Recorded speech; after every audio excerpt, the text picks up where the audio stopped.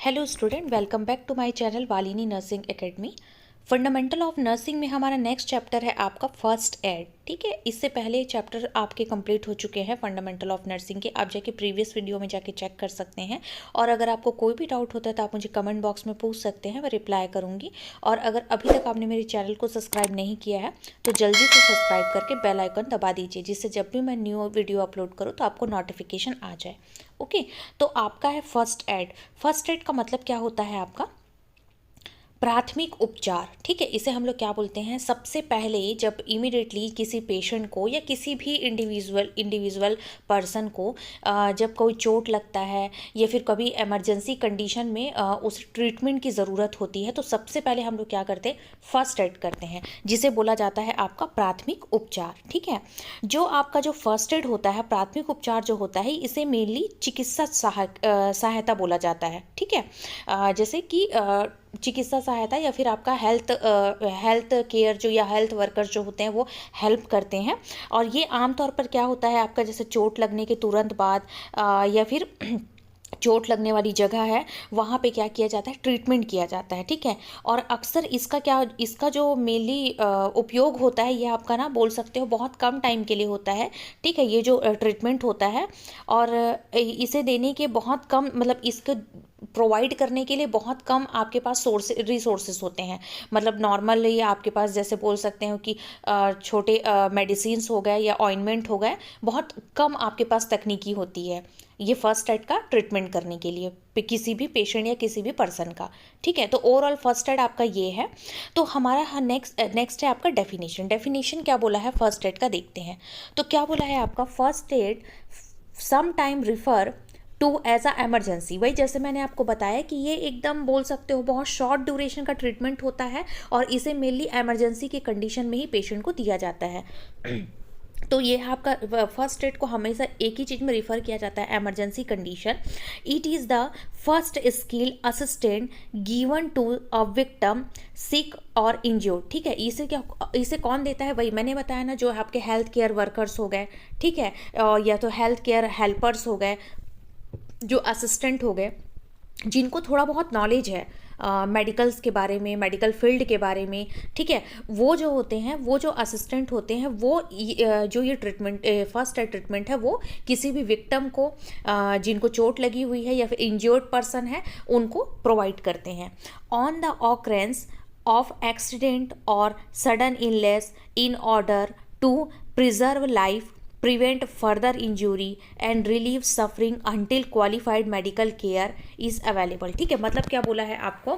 इसे वही आपके सिक पर्सन, बीमार पर्सन, इंजर्ड पर्सन, ठीक है, या फिर कोई एक्सीडेंटल केस आया हुआ है या फिर सडन इलनेस हो गया है पेशेंट को, तो इसके लिए उसकी लाइफ को तुरंत प्रिजर्व करने के लिए, संभाल के रखने के लिए, किसी और इंजरी से प्रिवेंट करने के लिए, और जो भी उसको पेन हो रहा है, तकलीफ हो रहा है, उससे तुरंत जिस चीज़ से वो सफ़र कर रहा है उसको रिलीव करने के लिए हम फर्स्ट एड ट्रीटमेंट प्रोवाइड करते हैं। कौन? आपके हेल्थ केयर वर्कर्स या फिर हेल्थ केयर हेल्पर या फिर assistant. Until qualified medical care is available, तब तक जब तक क्वालिफाइड मेडिकल केयर जो फैसिलिटीज़ है उसके पास अवेलेबल नहीं होती, तब तक। ठीक है, ये हम फर्स्ट एड मैनेजमेंट प्रोवाइड करते हैं। ठीक है, तो फर्स्ट एड का मेन मीनिंग आपको याद रखना पड़ेगा, प्राथमिक उपचार बोला जाता है सबसे पहले जो हम लोग फर्स्ट एड करते हैं। और ये जो फर्स्ट एड जो होता है, प्राथमिक उपचार जो होता है, ये एक मान ली एक चिकित्सा सहायता है। ठीक है, जिसे हम लोग मेडिकल फैसिलिटीज़ के नाम से भी जानते हैं, जो आमतौर पर मेनली सिक पर्सन या इंजर्ड पर्सन को इमीडिएटली ट्रीटमेंट प्रोवाइड करती है। फिर आता है आपका golden rule of first aid. First aid का गोल्डन रूल क्या क्या है?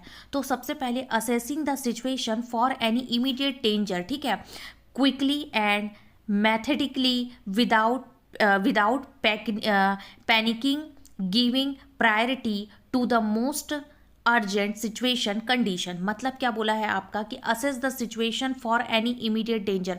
पहले हम लोग को ये सिचुएशन असेस करना है कि जो पेशेंट है वो किसी एकदम डेंजर कंडीशन में तो नहीं है। क्विकली और मैथेडिकली विदाउट पैनिकिंग, पैनिक बिल्कुल नहीं होना है आपको, क्विकली उस चीज़ का बोल सकते हो ट्रीटमेंट स्टार्ट करना है। और आपको मैथेडिकली मतलब कि एक मेथड के थ्रू आपको पता होना चाहिए कि जैसे चोट लगा हुआ है तो सबसे पहले आप उसे क्या करेंगे, उस अगर चोट लगा है तो उससे पहले पानी से, वार्म वाटर से से आप उस एरिया को पहले क्लीन करेंगे कॉटन से, ताकि उसमें कोई गंदगी ना हो। क्लीन करने के बाद में फिर कॉटन स्वैब लगा के उसका ब्लड को रोकने की कोशिश करेंगे, उसके बाद ऑइंटमेंट लगाएंगे। तो एक मेथड से बोल सकते हो स्टेप बाय स्टेप आप उस काम को करेंगे बिना पैनिक हुए। Giving priority to the most urgent situation condition, उसके बाद देखेंगे कि उस ट्रीटमेंट में सबसे पहले क्या प्रायोरिटी लिस्ट में, सबसे पहले उस पेशेंट को करना क्या है। किसी अच्छे सेफ जगह पे उसको पहले बैठालना है, ठीक है, उसको नॉर्मली ब्रीदिंग लेने के लिए बोलना है, ठीक है। तो इस टाइप का आपको पैनिक ना हो कि प्रायोरिटी कंडीशन को पहला सामने रख के आपको ट्रीटमेंट स्टार्ट करना है कि सबसे पहले पेशेंट को करना क्या है उस इंडिविजुअल का, ठीक है, उस इंडिविजुअल को। फिर आता है आपका resuscitate the victim if necessary and carry out general treatment of unconsciousness। इसमें क्या बोला है, अगर पेशेंट आपका अनकॉन्शियस है, ठीक है, तो इसमें बोला है आपका कि अगर पेशेंट अनकॉन्शियस है तो आपको रिसक्सेट करना है पेशेंट को, ठीक है। मतलब उसको क्या करना है, कुछ भी करके उसको होश में लाने की कोशिश करना है उस विक्टिम को, और इफ़ नेसेसरी जरूरी है इसीलिए ही, and carry out the general treatment of. वही मैंने बताया कि अगर पेशेंट अनकॉन्शियस है तो उसे रिसक्सेट करने की कोशिश करेंगे, वापस उसे पुनर्जीवित करने की कोशिश करेंगे ताकि उसका ट्रीटमेंट हम बहुत अच्छे से कर पाए। फिर आता है आपका loose all tight clothing or materials around the victim neck, waist, wrist etcetera. मतलब क्या बोला है आपका कि वही है जो पेशेंट का या फिर विक्टिम का जो भी टाइट क्लॉथिंग है, कपड़े ऐसा पहना है जिससे क्या हो सकता है कि उसको ब्रीदिंग डिफिकल्टी हो रही है, तो वो सब चीज़ों को क्या करना है, लूज करना है, ढीला करना है। फिर आता है आपका arrest bleeding, cover all wound, burn और and scald and immobilise all fractures. जो भी ब्लीडिंग हो रही है उसे क्या करना है, रोकना है, ठीक है। जितने भी वुंड्स है, घाव है, उसे कवर करने हैं। अगर बर्न हुआ है, स्कैल्ड हुआ है, वो भी जलना ही होता है, उसका मतलब भी ये हुआ है पेशेंट को। और अगर फ्रैक्चर हुआ है, ठीक है, तो वो और फ्रैक्चर हुआ है जितने भी उस जगह को क्या करना है, इमोबिलाइज करना है, स्थिर करने की कोशिश करना है। Then do not allow people to crowd the victim, आसपास में भीड़ ना इकट्ठा हो, उस चीज़ को देखना है कि आसपास लोग दूर रहे उनसे। फिर आता है reassure the victim and get help as soon as possible, बार बार आपको देखते रहना है विक्टिम को और आप ये ट्राई करना है कि उसे जल्दी से जल्दी सारे ट्रीटमेंट की हेल्प मिल सके। फिर आता है dispose transport the victim property, ठीक है।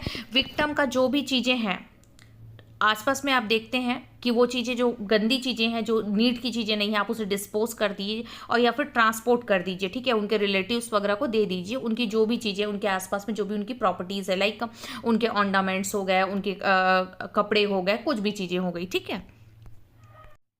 अब इसमें देखते हैं फर्स्ट एक्शन, ठीक है। फर्स्ट एक्शन क्या है आपका, फर्स्ट एड का, ठीक है। जो फर्स्ट एड का सबसे पहला एक्शन जो होता है उसे हम लोग बोलते हैं DRCAB, ठीक है। DRCAB के नाम से है आपका, जिसमें आता है आपका D का मतलब होता है danger assessment for self and victim, R का मतलब होता है responsiveness of the victim, C का मतलब होता है आपका check and assess for pulse, A का मतलब होता है आपका assess and ensure clear airway, and B का मतलब होता है check if person is breathing, ठीक है। तो सबसे पहले हम लोग को देखना है कि आप खुद फॉर सेल्फ एंड विक्टिम किसी डेंजर सिचुएशन में तो नहीं है, तो डेंजरस असेसमेंट करना है कि आप वो बहुत ज़्यादा पर्सन एकदम जल रहा है, उसकी पूरी बॉडी जल रही है और आप उसे बचाने के लिए जा रहे हैं, तो आप ऐसा ना हो कि आप भी जल जाए, ठीक है। तो उस डेंजर सिचुएशन को असेस करना है कि आग कितनी तक फैली हुई है, कितना तक लगा हुआ है। तो सेल्फ और विक्टिम दोनों का सिचुएशन को आपको पहले असेस करना है, डेंजर सिचुएशन को। दूसरा रिस्पॉन्सिवनेस ऑफ द विक्टिम, ये फिर देखना है कि विक्टिम कितना आपको रिस्पॉन्स कर रहा है, कॉन्शियस है, अनकॉन्शियस है या फिर सेमी कॉन्शियस है, ठीक है। फिर आता है check and assess for the pulse rate सामने पेशेंट का चेक करना है। फिर assess and ensure the clear airway देखना है, और check the person is breathing, और चेक करना है कि उसकी ब्रीदिंग नॉर्मल चल रही है या नहीं चल रही है। ये होता है आपका first action by the first aid, ठीक है, जिसे हम लोग बोलते हैं DRCAB के नाम से जानते हैं। नेक्स्ट है आपका first aid kit content. First aid में कौन कौन से किट होते हैं ये हम आपका नेक्स्ट क्लास में पढ़ेंगे। अगर आपको इसमें कोई भी डाउट होता है तो आप मुझे कमेंट बॉक्स में पूछ सकते हैं, और अगर आपको इस चैप्टर का नोट्स चाहिए तो आप मुझे कमेंट करिएगा, मैं आपको PDF लिंक कर दूंगी। अभी तक आपने मेरे चैनल को सब्सक्राइब नहीं किया है तो जल्दी से सब्सक्राइब करके बेल आइकन दबा दीजिए। Thank you.